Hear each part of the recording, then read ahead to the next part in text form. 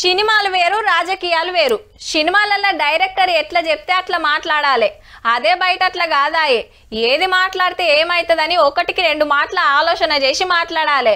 లేదంటే దబిడి దిబిడే ఉంటది. మళ్ళా సినిమాలు రాజకీయాలు చేసుడు, లీడర్లు సినిమా డైలాగులు దంచుడు అప్పుడప్పుడు చూస్తూనే ఉంటాం. అసొంటి ఓ ఫైటింగ్ ఆంధ్రాలో నడుస్తుంది. చలో చూడండిగా.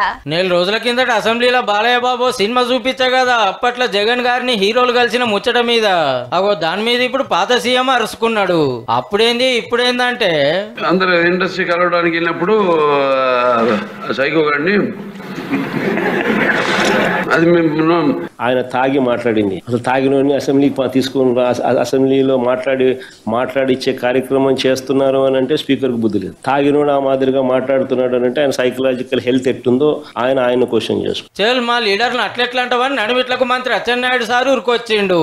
5 సంవత్సరాలు మేము కూడా భజనలు చేసి చెప్పాం సైకో సైకో సైకో అని. ఆయన శాసనసభలో అన్నాడు, మనందరం బయట అన్నాం. సైకో పనులు చేసావు సైకో అని చెప్పాం.